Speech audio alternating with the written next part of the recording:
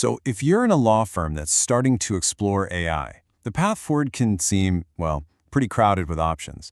But the first real win often comes from a place you might not expect. It's not about doing more. It's about choosing smarter. It's about picking the right bottleneck to fix first. It always starts with that familiar feeling, doesn't it? You can just see the friction in your workflow. The delays, the duplicated work, those clunky handoffs between different people and systems. You just know things could be so much smoother, faster, and just better. And once you see it, that recognition triggers a really natural instinct. Okay, let's fix it all. Let's throw technology at every single problem we see. But hold on, is that really the most effective way to make progress?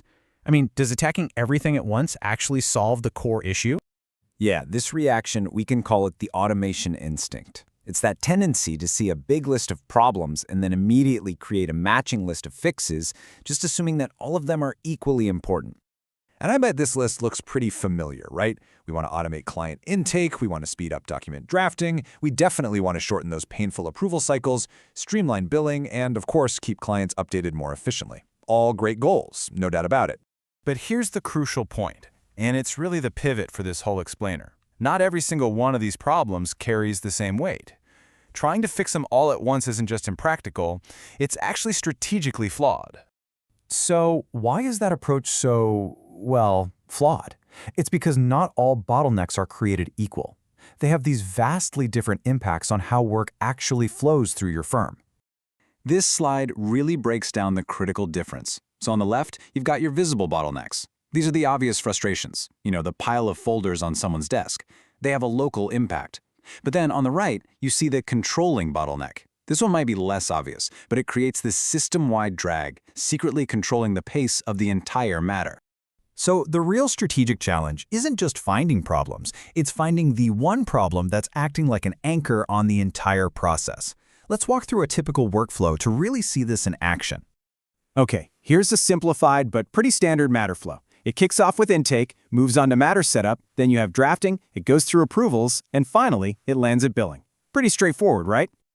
Now let's zoom in on a specific scenario here. Just imagine that in this workflow, the real choke point, that controlling bottleneck we were talking about, is the approval stage. Everything just slows to a crawl waiting for a partner's sign-off.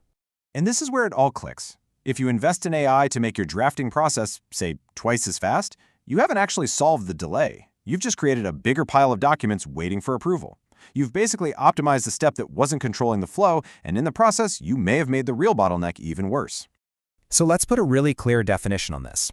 A controlling bottleneck is the single point in a workflow that has the greatest negative downstream impact. Think of it like this. It's the one domino that, if it falls slowly, makes every other domino after it fall slowly too. So what happens when you get this right? When you ignore all the noise and you focus your efforts on that one single controlling point, while the impact is transformative. You move the entire system from friction to flow. Just look at the difference here. By addressing the right bottleneck, you see this cascade of positive effects. Duplicated work drops because information is clearer. Those manual handoffs are reduced because the process is just smoother.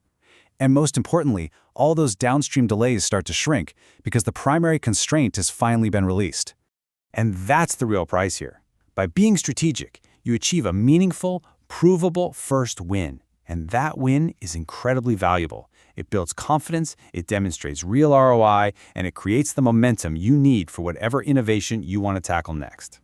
This brings us to what's really the ultimate principle for a successful legal AI strategy. It's all about putting diagnosis before technology.